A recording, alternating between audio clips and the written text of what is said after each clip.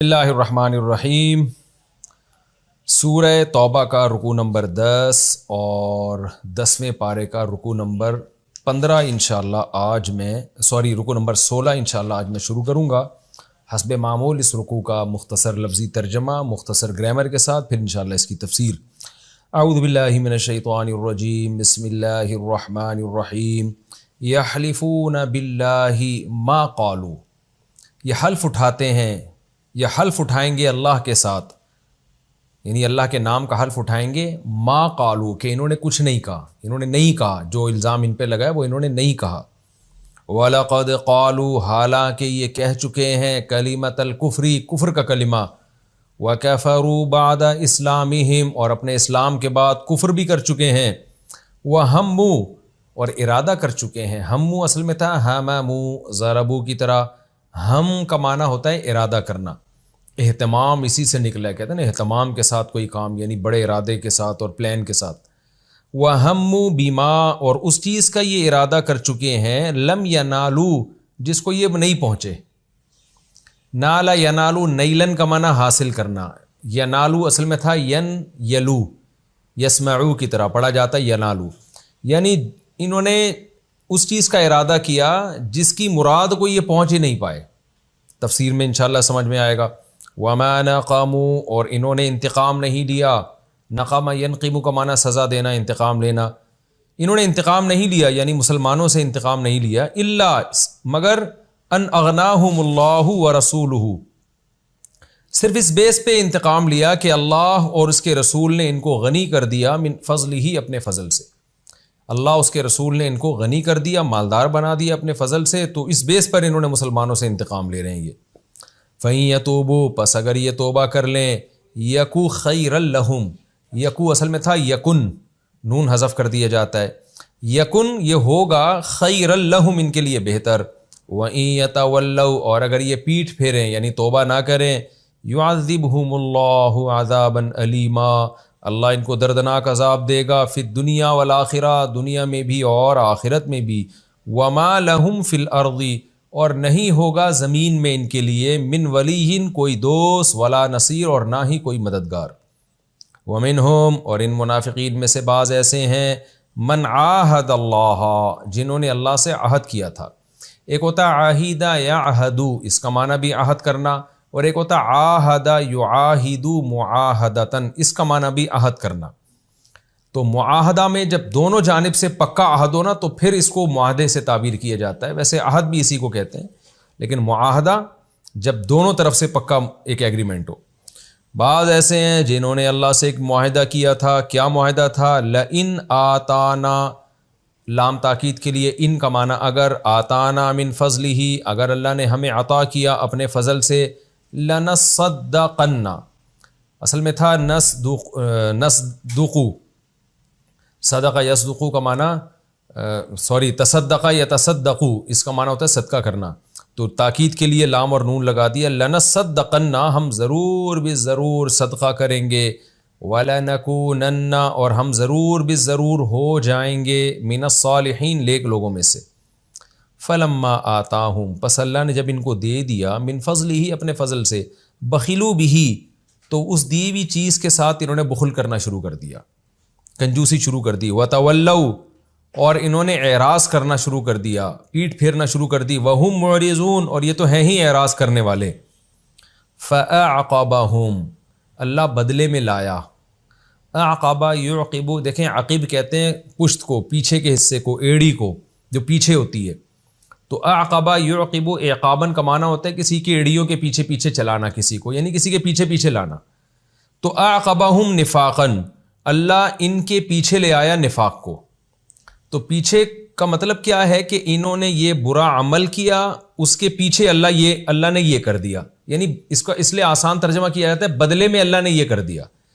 تو انہوں نے ہوا کیا، دوبارہ آیت پڑھ لیتا ہوں، فلما آتاہم من فضلہ، جب اللہ نے ان کو اپنے فضل سے عطا کیا تو یہ بخل کرنے لگے اور اعراض کرنے لگے، تو اس کے بدلے میں اللہ نے ان کو دے دیا نفاقاً، منافقت دے دی اللہ نے ان کو۔ فی قلوبہم ان کے دلوں میں نفاق ڈال دیا، الی یوم یلقونہ اس دن تک جس دن یہ اللہ سے ملاقات کریں گے، یعنی قیامت تک. یلقونہ لقی یلقا کا معنی ملاقات کرنا، یلقون اصل میں تھا یلقون، تو یلقون پڑھا جاتا ہے. اللہ نے بدلے میں ان کو نفاق دے دیا ان کے دلوں میں، یعنی ان کے دلوں میں نفاق ڈال کے بدلے کے طور پر ان کو دے دیا. کب تک کے لیے نفاق دے دیا ان کو؟ گفٹ میں، الی یوم یلقونہ اس دن تک جس دن یہ اللہ سے ملاقات کریں گے. قیامت تک کے لیے اللہ نے ان کو نفاق ان کے دلوں میں ڈال دیا. کیوں؟ بما اخلف اللہ، اس لیے کہ انہوں نے اللہ سے خلاف ورزی کی. اخلف یخلف، خلاف ورزی کی. ما اس چیز کی، وعدوہ جس کا انہوں نے اللہ سے وعدہ کیا تھا. وعدوہ جس کا انہوں نے وعدہ کیا تھا اس کی انہوں نے مخالفت کی. اس مخالفت کی وجہ سے اللہ نے قیامت تک کے لیے ان کے دلوں میں نفاق ڈال دیا. وَبِمَا كَانُوا، اور اس لیے بھی ڈال دیا کہ تھے یہ لوگ یکذبون، جھوٹ بولتے تھے. اس جھوٹ کے بدلے میں الم یعلموا، کیا یہ لوگ نہیں جانتے، ان اللہ یعلم سرہم، کہ اللہ جانتا ہے ان کے بھیدوں کو بھی، وَنَجْوَاهُمْ، نجوا سرگوشیاں، ان کی سرگوشیوں کو بھی جانتا ہے. وَأَنَّ اللَّهَ، اور بے شک اللہ تعالیٰ، علام الغیوب، غیب کی باتوں کو خوب جاننے والا ہے. علام مبالغے کا صیغہ ہے. الذین، یہ وہ لوگ ہیں، یلمزون، جو تانے دیتے ہیں، المتطوعین، نیک کام کرنے والوں کو. تطوع اس کا معنی ہوتا ہے نیکی کرنے والے، اور متطوع نیکی، تطوع نیکی کو کہتے ہیں، متطوع نیکی کرنے والے، خوشی اور رغبت کے ساتھ جو نیکی کرتے ہیں عام طور پر اس پر اس کا اطلاق ہوتا ہے. تو متطوع کو پڑھا جاتا ہے متطوع. آپ نے دیکھا ہوگا نا سعودی عرب میں پہلے متطوع ہوا کرتے تھے. متطوع کیا مطلب؟ وہ نیکیاں کرتے، نمازوں کے وقت میں دکانیں بند کرا دیتے. آج ابھی نئی گورنمنٹ نے وہ سارے ختم ہی کر دیے ہیں. ان کو بھی متطوع کہا جاتا تھا، اصل میں تھا متطوع. تو یہ لفظ تھا متطوع، اصل میں تھا متطوع، پڑھا جاتا ہے متطوع، لیکن آج کل اردو میں اس کو متطوع کہہ رہے ہوتے ہیں، متطوع. اور اب نئے بادشاہ نے وہ ٹرم ہی ختم کر دیے، وہ بندے ہی ختم کر دیے. تو یعنی اچھائی کرنے والے کو کہا جاتا ہے. الذین یلمزون المتطوعین من المؤمنین، یہ منافقین تانے دیتے ہیں مومنین میں جو متطوع ہیں ان کو، یعنی جو اچھائی کرنے والے ہیں ان کو. اچھائی کس چیز میں کرتے ہیں؟ فی الصدقہ، تانے کس میں دیتے ہیں؟ یہ فی الصدقات، صدقوں کے بارے میں. یعنی مومنین میں جو نیک لوگ ہیں ان کو یہ منافقین صدقوں کے بارے میں تانے دیتے ہیں. تفسیر میں ڈیٹیل آئے گی انشاءاللہ. والذین، اور ان لوگوں کو بھی تانے دیتے ہیں، لا یجدون الا جہدہم، جو نہیں پاتے مگر اپنی مشقت. جہد یجہد، جہدن کوشش کرنا، جہد کوشش کو کہتے ہیں. جو اپنی کوشش پاتے ہیں ان کو بھی تانے دیتے ہیں. یعنی ایک صحابی نے کوشش کر کے نا ایک رسی کا انتظام کر لیا تھا سارا دن مزدوری کر کے، تو اللہ نے اس رسی کو ان کی کوشش کہا. تو اس رسی پہ منافقین تانے دینے لگے کہ یہ کیا ایک رسی لا کے شو مارنے کی معاذ اللہ کوشش کر رہے ہیں، یہ اس سے کیا ہو جائے گا، مجاہدین کو کیا فائدہ ہوگا. تو اللہ تو کہہ رہا ہے یہ اس کی کوشش ہے سارا دن کی، تو اس پہ تانے تھوڑی بنتے ہیں، اس پہ تو ان کو اپریشیٹ کیا جائے گا، لیکن منافقین ان کو تانے دے رہے تھے. اس کا تذکرہ قرآن نے کیا ہے کہ والذین، ان لوگوں کو بھی تانے دیتے ہیں، لا یجدون الا جہدہم، جو نہیں پاتے مگر اپنی سارا دن کی کوشش. تو اس کوشش کرنے والے کو بھی تانے دیتے ہیں جو بیچارہ سارا دن کی کوشش سے ایک چھوٹی سی چیز لے کر آیا ہے، وہ تو اس قابل تھا کہ اس کو اپریشیٹ کیا جائے، لیکن یہ تانے دیتے ہیں. فیسخرون منہم، اور ایسے لوگوں کا یہ منافقین مذاق اڑاتے ہیں کہ ایک رسی لے آیا ہے اور ایک تھوڑے سے ایک پلیٹ گھر سے لے آیا، جناب صدقہ کر رہا ہے یہ، یا چند درہم لے آیا، یہ کیا صدقہ ہے، یہ تو اللہ یہ تو ایسے ہی جیسے تانے دیتے ہیں نا لوگ کہ کوئی چھوٹا سا ہدیہ لے آئے تو اس پہ تانے، تو چھوٹا سا صدقے پہ تانے. سخیر اللہ منہم، یہ ان منافقین کا مذاق اڑاتے ہیں. سخیر اللہ منہم، اللہ ان کا مذاق اڑاتا ہے. اصل میں یہ صنعت مشاکلت ہے جس کی تفسیر ڈیٹیل میں پچھلے ایپیسوڈ میں بہت ڈیٹیل سے میں تفصیل سے بیان کر چکا ہوں. اللہ بھی ان کا مذاق اڑاتا ہے. کیا مطلب بننا ہے؟ اللہ ان کو ان کے مذاق کا بدلہ دے گا. وَلَهُمْ عَذَابٌ أَلِيمٌ، اور ان کے لیے دردناک عذاب ہے. استغفر لہم، اے محمد صلی اللہ علیہ وسلم آپ ان کے لیے، ان منافقین کے لیے استغفار کریں. او لا تستغفر لہم، یا استغفار نہ کریں. یعنی جملہ محذوف ہے کہ کوئی فرق نہیں پڑتا، آپ ان کے لیے توبہ استغفار کریں یا نہ کریں، اس سے ان کی مغفرت نہیں ہونے والی. یعنی اللہ کی نظر میں یہ بات برابر ہے. ان تستغفر لہم، اگر آپ استغفار کریں گے ان کے لیے 70 مرتن، 70 مرتبہ، فَلَن يَغْفِرَ اللَّهُ لَهُمْ، ہرگز اللہ ان کی مغفرت نہیں کرے گا. ذَلِكَ بِأَنَّهُمْ، یہ اس لیے ہے، اس سبب سے ہے کہ یہ ان لوگوں نے کفروا باللہ ورسولہ، اللہ اور اس کے رسول کا انکار کیا ہے. اوپر اوپر سے اگرچہ اقرار کرتے ہیں، دل میں انکار کر رہے ہیں. واللہ لا یہدی القوم الفاسقین، اللہ ایسے فاسقوں کو سیدھی راہ نہیں دکھاتا، توبہ کی توفیق نہیں دیتا. یہ رکوع نمبر 15 اور 16 کا میں نے لفظی ترجمہ مختصر گرامر کے ساتھ کیا. اب ہم انشاءاللہ اس کی تفسیر کی طرف چلتے ہیں. یا ایھا النبی جاہد الکفار والمنافقین واغلظ علیہم. میرا خیال ہے یہ آیت رہ گئی تھی، شاید ہم نے جب تفسیر شروع کی ہے نا تو یہ آیت رہ گئی تھی. اب میں اس کو پڑھ لیتا ہوں. یا ایھا النبی، اے نبی، جاہد الکفار والمنافقین، جہاد کریں کفار سے اور منافقین سے، واغلظ علیہم، اور سختی کریں ان کے اوپر. غلظ یغلظ غلظۃ، اس کا معنی سختی. غلیظ کا لفظ اسی سے نکلا ہے. یہ لفظ سنا ہوگا نا، طلاق مغلظہ، سخت طلاق، جو 3 طلاقوں کو طلاق مغلظہ کہا جاتا ہے. تو غلیظ کا معنی سخت. وَمَأْوَاهُمْ جہنم، اور ان کا ٹھکانہ جہنم ہے. وَبِئْسَ الْمَصِيرُ، اور کیا برا ٹھکانہ ہے. یہ تفسیر کا لیکچر ہم نے جب شروع کیا تھا، یہ والی آیت میرا خیال ہے مجھ سے رہ گئی تھی.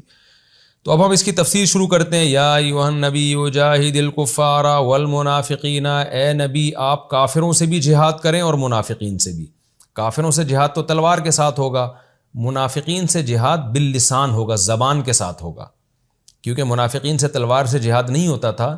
وجہ اس کی یہ تھی کہ وہ اپنے آپ کو اوپر اوپر سے مسلمان شو کرتے تھے، اور اسلام کا قاعدہ ہے کہ جب تک کوئی اپنے آپ کو مسلم کہہ رہا ہے اور بے شک اس نے اپنے کفری عقیدے چھپائے ہوئے ہوں، تو دنیا میں اس کے ساتھ کافروں جیسا معاملہ نہیں ہوگا. ہاں آخرت میں تو اس کو کافروں سے بھی بدتر سزا ملے گی، لیکن دنیا میں نہیں ہوگا، کیونکہ ہم ظاہر کے مکلف ہیں. تو نبی صلی اللہ علیہ وسلم نے بھی دنیا کی حد تک اسی قانون کو فالو کیا ہے، کیونکہ آگے آپ نے امت کا رہبر رہنما بننا تھا. ایسا نہ ہو کہ بعد میں لوگوں کے دلوں میں جھانکتے رہتے اور بدگمانیاں پیدا کر کے، ایسا نہ ہو معصوم لوگوں کو قتل کرنا شروع کر دیتے. اس کا خطرہ موجود تھا. اے نبی آپ کافروں سے جہاد کیجیے اور منافقین سے کیسے؟ زبان کے ذریعے، جیسے کہ سورہ توبہ میں منافقین کی پول پٹیاں کھولی جا رہی ہیں. واغلظ علیہم، اور ان پر آپ سختی کیجیے. کیونکہ تبوک کے موقع پہ یہ نازل ہوئی ہے نا یہ آیتیں. اب اسلام کو غلبہ ہو گیا تھا، تو اس لیے اللہ کے نبی کو حکم دیا جا رہا ہے کہ اب آپ نے یہ انتظار نہیں کرنا کہ کافر آپ پہ حملہ کریں گے تو آپ نے حملہ کرنا ہے، بلکہ اب آپ نے خود پہل کرنی ہے، کافروں کے خلاف خود لڑنا ہے آپ نے. اس کی تفصیل بھی میں پچھلے لیکچروں میں ڈیٹیل سے بتا چکا ہوں کہ خود سے پہل کرنے کی کیوں ترغیب دی گئی، اجازت دی گئی. اور منافقین کے معاملے میں بھی اب پہلے والا معاملہ آپ نے نہیں کرنا. بہت زیادہ آپ نے چشم پوشی سے کام لیا، اب تھوڑی ان پہ سختی کرنی ہے. آپ نے ان کی پول پٹیاں کھولنی ہے، ان کو نمایاں کرنا ہے لوگوں کے سامنے، اپنے اور غیروں میں فرق کرنا ہے آپ نے، اور ان پر سختی کرنی ہے. وَمَأْوَاهُمْ جَهَنَّمُ، اور ان سب کا ٹھکانہ جہنم ہے، اور کیا ہی برا ٹھکانہ ہے وہ. يَحْلِفُونَ بِاللَّهِ مَا قَالُوا، یہ قسم اٹھاتے ہیں کہ انہوں نے وہ کچھ نہیں کہا. اس کا ایک شان نزول ہے. رسول اللہ صلی اللہ علیہ وسلم جب تبوک سے واپس تشریف لا رہے تھے تو کچھ منافقین تھے جنہوں نے پہلے سے نا راستہ ناپا ہوا تھا کہ نبی تبوک سے اس راستے سے چلتے ہوئے مدینہ آئیں گے. تو ایک خطرناک قسم کی گھاٹی آتی تھی درمیان میں. تو منافقین کے جاسوس بھی ہوتے تھے جو اطلاع دیتے تھے کہ نبی صلی اللہ علیہ وسلم اتنے افراد کے ساتھ اس گھاٹی سے اس ٹائم پہ گزریں گے. ایک متوقع ٹائم تھا، اس وقت آپ کے ساتھ چند لوگ ہوں گے، رات کا ٹائم ہوگا. تو یہ ایسی خطرناک جگہ ہے کہ اگر اس میں جا کے، اس کے قریب جا کے ہم نے منہ پہ ڈھاٹے باندھیں گے، ہمیں کوئی پہچانے گا بھی نہیں.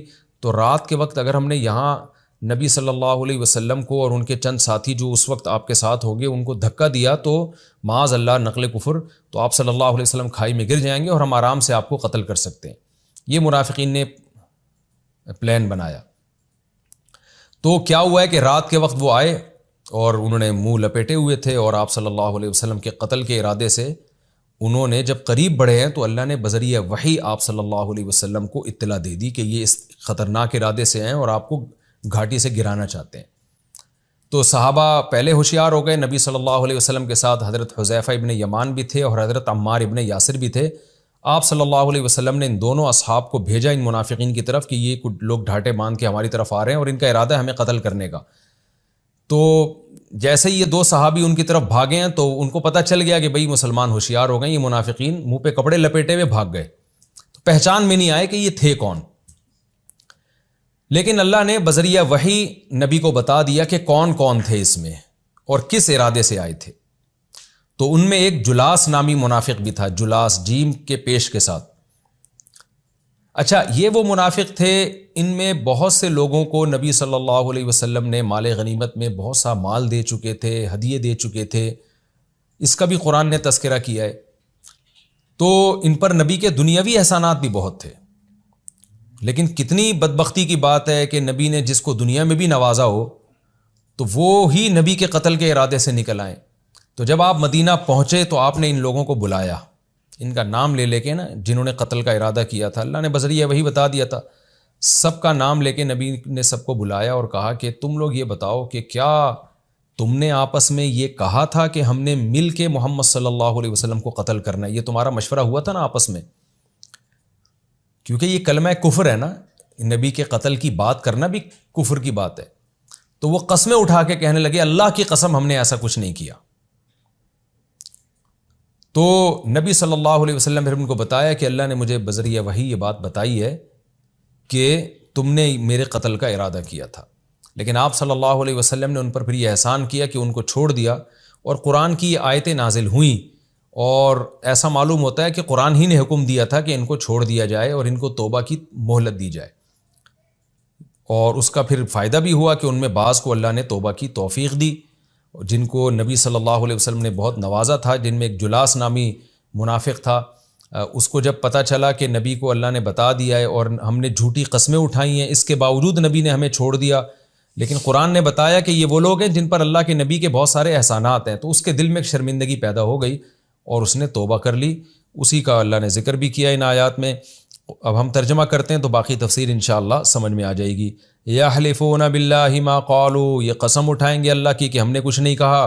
وَلَقَدْ قَالُوا كَلِمَةَ الْكُفْرِ، اللہ بذریعہ وہی اپنے نبی کو بتا رہے حالانکہ یہ کہہ چکے ہیں کفر کا کلمہ. وہ کفر کا کلمے سے کیا مراد ہے؟ نبی کے قتل کا ارادہ.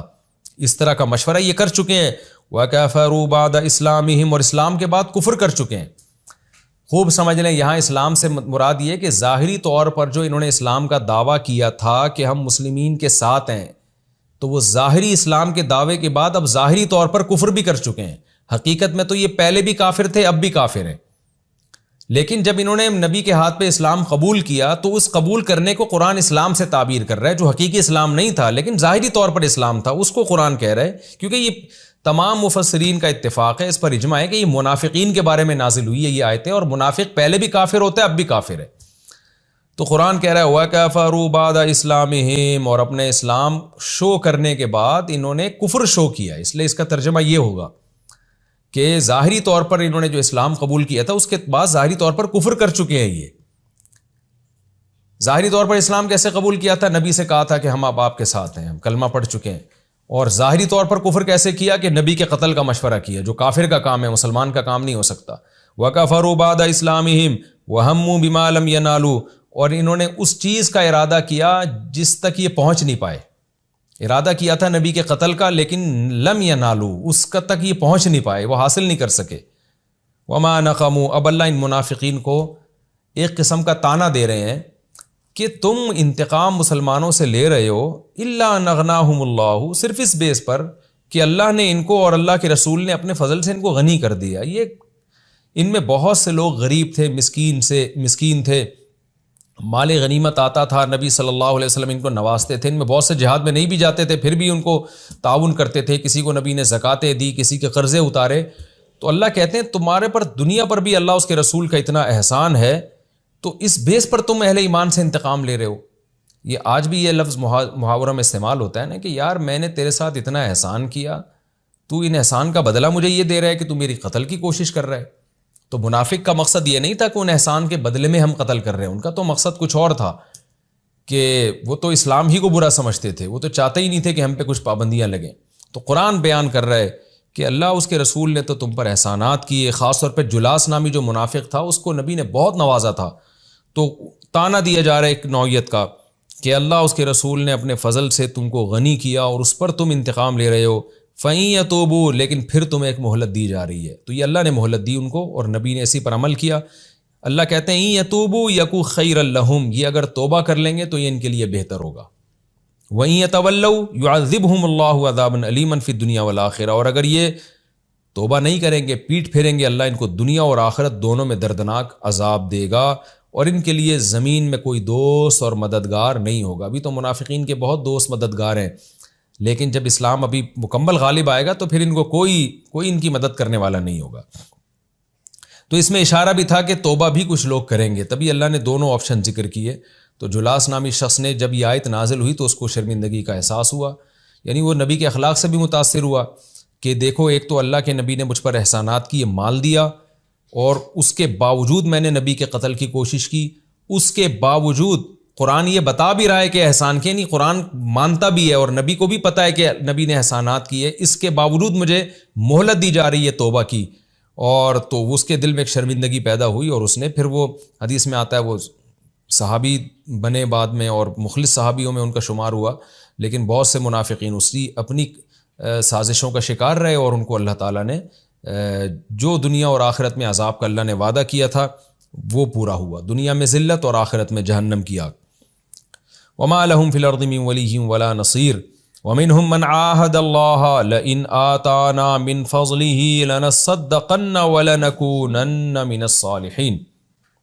ان میں بعض ایسے ہیں جنہوں نے اللہ سے معاہدہ کیا تھا کہ اگر اللہ نے اپنے فضل سے ہمیں عطا کیا تو ہم ضرور بھی ضرور صدقہ کریں گے۔ اس کا بھی ایک شان نزول ہے۔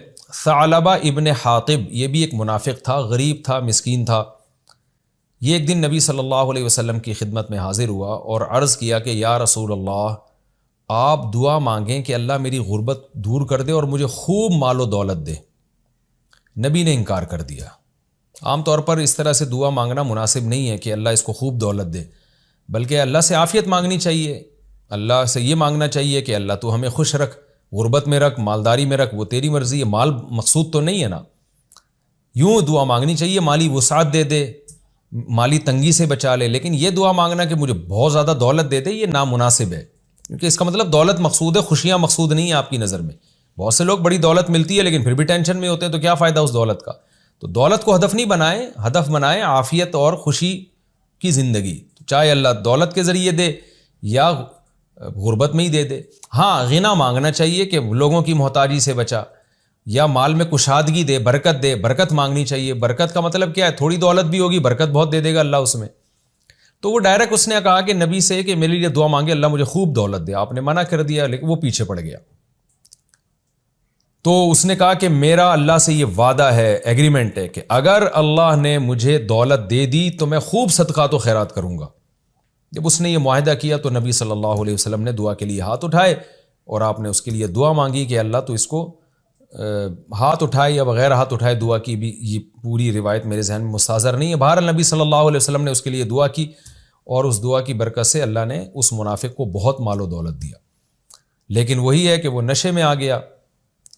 پھر جب زکوٰۃ کا وقت آیا تو آپ صلی اللہ علیہ وسلم نے عاملین زکوٰۃ کو بھیجا اس کے پاس اور کہا کہ بھئی زکوٰۃ دو تاکہ ہم غریبوں پہ تقسیم کریں، تو اس نے منع کر دیا۔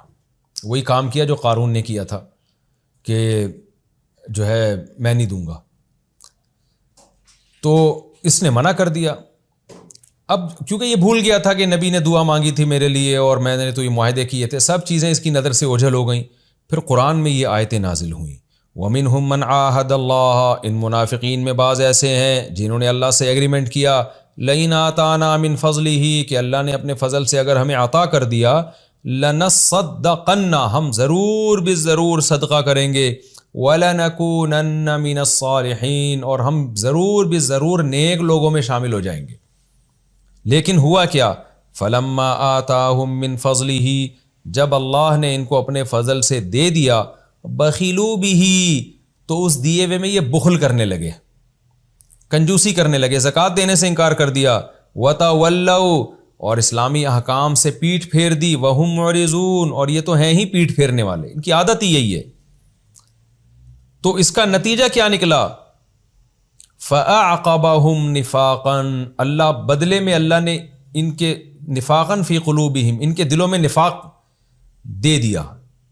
تھے تو پہلے بھی منافق، لیکن وہ ایسا نفاق ڈال دیا، الی یوم یلقونہ، اس دن تک کے لیے نفاق ڈال دیا جس دن یہ اللہ سے ملاقات کریں گے، یعنی قیامت تک کے لیے ان کے دلوں پر مہر لگا کے ان کے دلوں کو ہمیشہ کے لیے منافق بنا دیا۔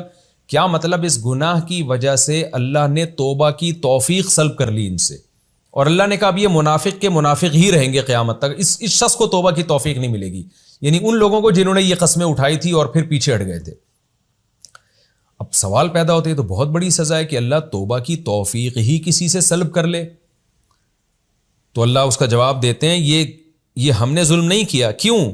ہم نے یہ سزا ان کو اس لیے دی ہے بما اخلف اللہ ما وعدوہ، انہوں نے اللہ سے جو وعدہ کیا تھا اس وعدے میں انہوں نے اللہ کی مخالفت کی ہے، اللہ سے مخالفت کی، اخلف اللہ سے مخالفت کی ہے، ما اس چیز میں وعدوہ جس کا انہوں نے وعدہ کیا تھا، کہ اللہ سے جھوٹ بولا تھا نا انہوں نے، تو جھوٹ تو ایک نفاق ہے نا، جھوٹ کا مطلب کہ اندر کچھ ہے باہر کچھ ہے، تو اس اللہ سے جھوٹ بول رہے تھے، اور وبما کانوا یکذبون، اور یہ ویسے بھی جھوٹ بول رہے تھے، تو اس جھوٹ کی وجہ سے ایک تو اللہ سے جھوٹا ایگریمنٹ اور دوسرا منہ سے بھی جھوٹ بولتے تھے، تو جھوٹ ایک نفاق کی بڑی علامت ہے۔ جھوٹ کا مطلب کیا ہے؟ آپ شو کچھ اور کر رہے ہیں، دل میں کچھ اور ہے، تو یہ ایک منافقت ہے۔ تو اس منافقت والے اعمال کی وجہ سے اللہ نے ان کے دلوں کو ہمیشہ کے لیے منافق بنا دیا۔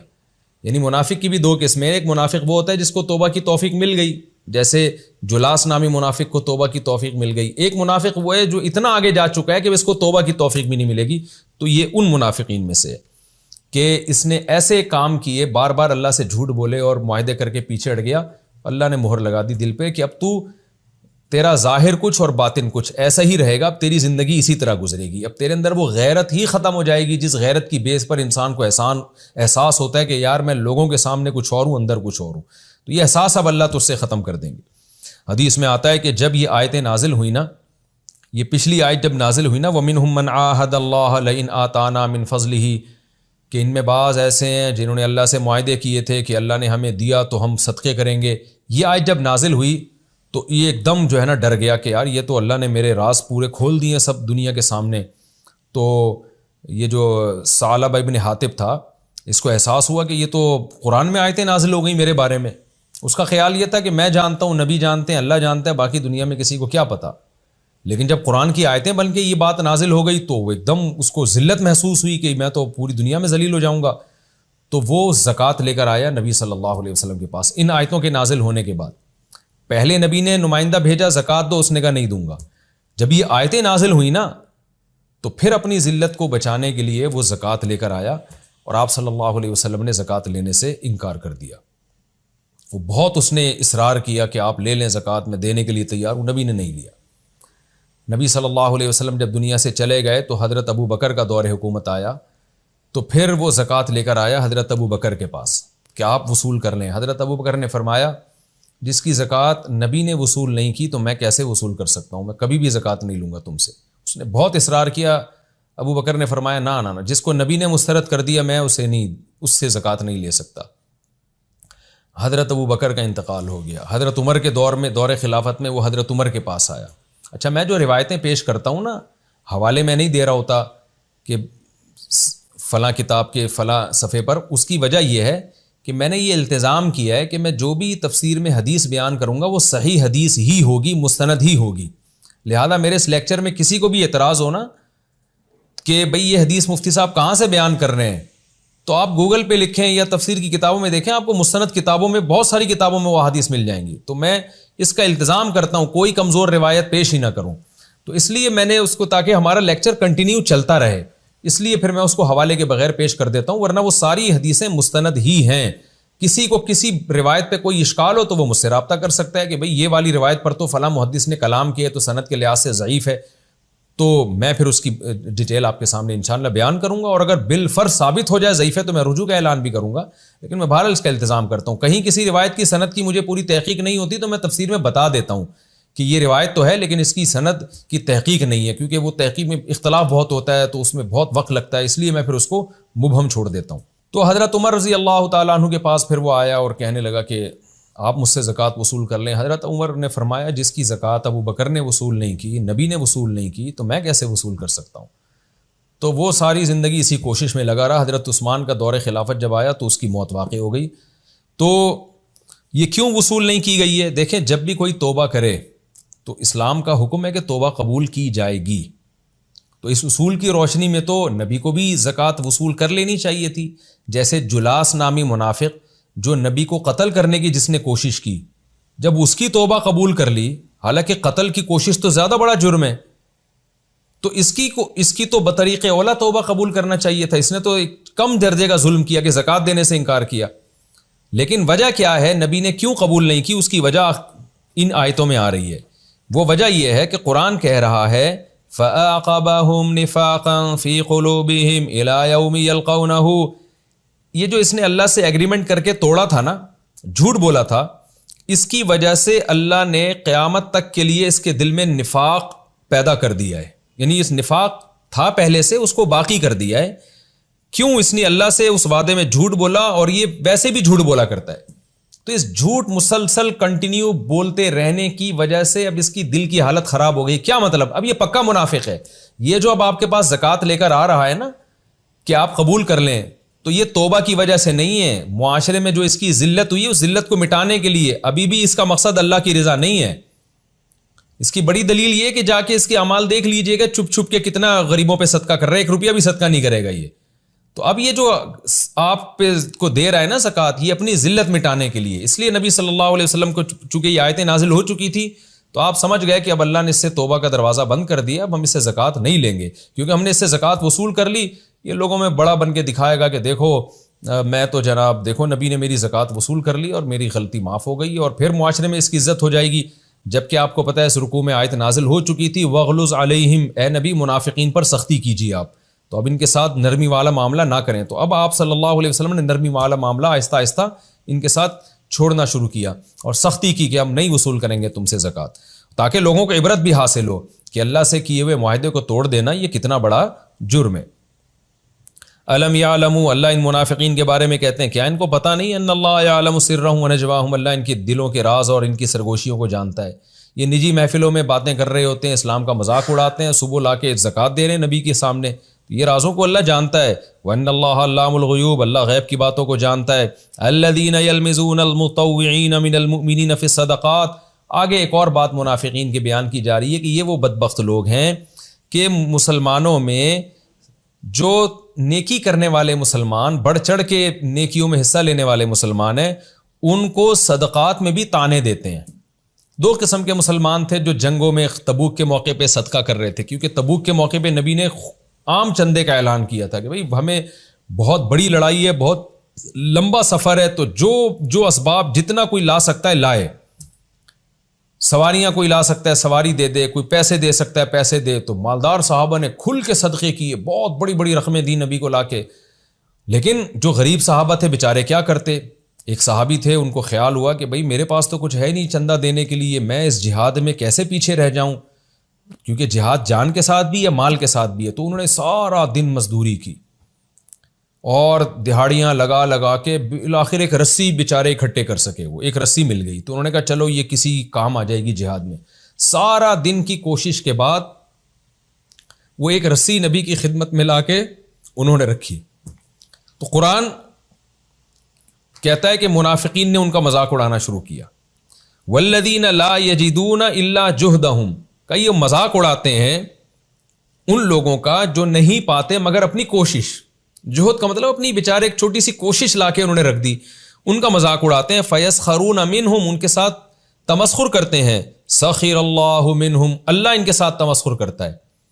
وَلَهُمْ عَذَابٌ علیم، اور ان کے لیے دردناک عذاب ہے۔ یعنی اللہ نے ان کے اس منافقین کے اس عمل کو بہت ایک برائی کے طور پہ بیان کیا کہ ایک آدمی اللہ کی رضا کے جذبے سے سارا دن محنت کر کے ایک رسی لے کر آ رہا ہے اور اس کی نیت اللہ کی رضا ہے، اور تم مذاق اڑا رہے ہو کہ یہ رسی لا کے شو مارنے کی کوشش کر رہا ہے۔ جیسے غریب آدمی چندہ دے دے نا، 5 روپے لا کے دے دے 10 روپے، تو ہم کہیں گے تو بھائی تجھے ضرورت کیا تھی دینے کی؟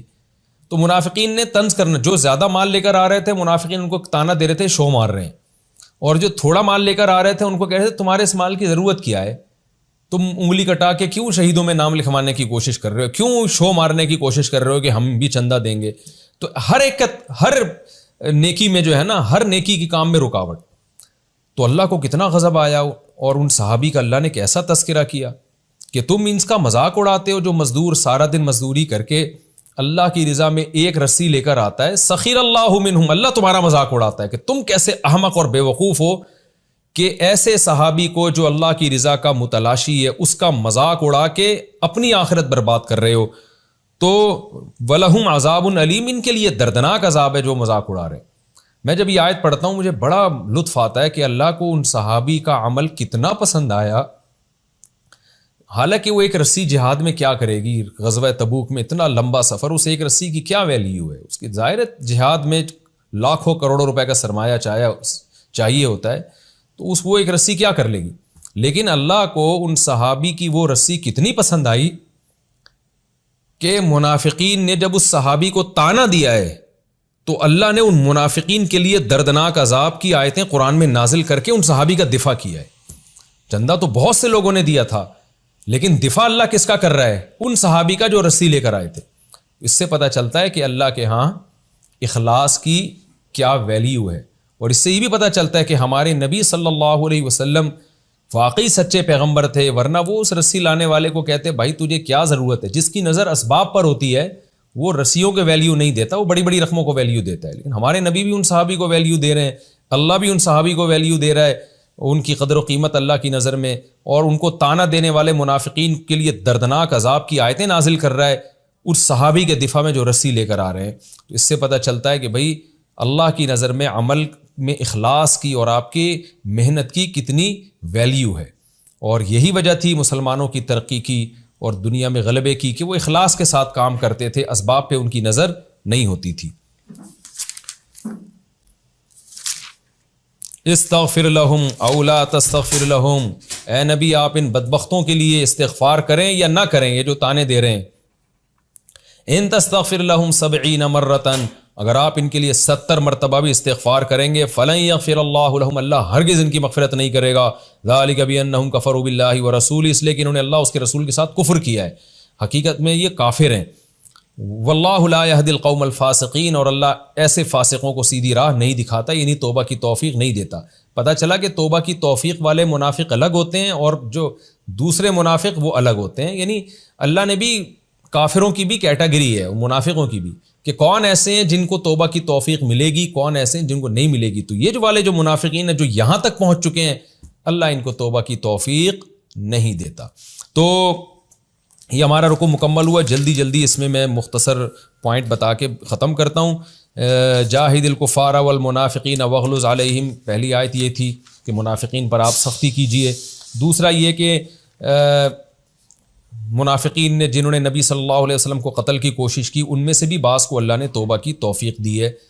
تو یہ سوال ہوتا ہے کہ باقیوں کو ایک دم قتل کیوں نہیں کر دیا؟ اس کا جواب یہی ہے کہ نبی صلی اللہ علیہ وسلم ظاہر پہ چلا کرتے تھے، اور حدیث میں آتا ہے کہ نبی نے فرمایا کہ اگر میں منافقین کو قتل کرنا شروع کر دوں تو دنیا کہے گی ان محمدا یقتل اصحابہ، نبی اپنے ساتھیوں کو بھی قتل کرتے ہیں، تو لوگ اس سے اسلام میں داخلہ بند ہو جائے گا، ڈر جائیں گے، کیونکہ لوگوں کو نہیں پتا کہ یہ منافق ہیں، ظاہر میں تو مسلم ہی ہے نا، تو اس لیے ان کے ساتھ ویسے ہی معاملہ کیا جاتا ہے۔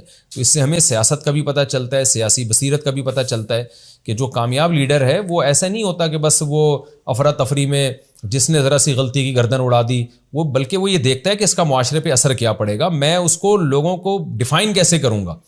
تو نبی کو وحی کے ذریعے تو علم ہوتا تھا، آپ بتا دیا کرتے تھے، لیکن معاملہ ظاہری میں ویسے ہی کیا کرتے تھے جیسا ایک عام مسلمانوں کے ساتھ ہوتا ہے۔ تو اس سے ہمیں سیاست کا بھی سبق ملتا ہے کہ ہمیں ہر چیز میں دیکھنا چاہیے کہ ہم جب یہ کام کریں گے تو اس کا معاشرے پہ اثر کیا پڑے گا۔ یہ بھی ایک پوائنٹ کی بات ہمیں پتہ چلتی ہے۔ حالانکہ منافقین کتنا نقصان پہنچا رہے تھے، لیکن بڑے نقصان سے بچنے کے لیے چھوٹا نقصان برداشت کرنا پڑتا ہے۔ اور تیسری بات یہ کہ اخلاص کی قدر و قیمت پتہ چلتی ہے کہ جو ایک صحابی رسی لے کر آئے، اللہ نے ان کی کیسی قدر کی۔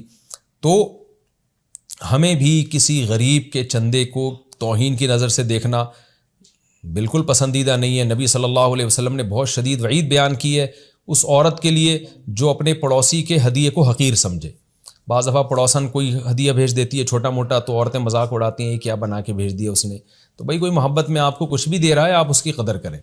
تو کوئی آپ کو چھوٹا گفٹ بھی دے رہا ہے، محبت میں دے رہا ہے، تو آپ اس کو طعنہ مت دیں۔ یہ بھی ہمیں یہاں سے سبق ملتا ہے۔ انشاءاللہ ہم اگلے ایپیسوڈ میں ہم سورہ توبہ کا رکوع نمبر 16 اور 10ویں پارے کا رکوع نمبر سورہ توبہ کا رکوع نمبر 11 اور 10ویں پارے کا رکوع نمبر 17 انشاءاللہ ہم اگلے ایپیسوڈ میں اسٹارٹ کریں گے، 11 اور 17۔ وما علینا الا البلاغ۔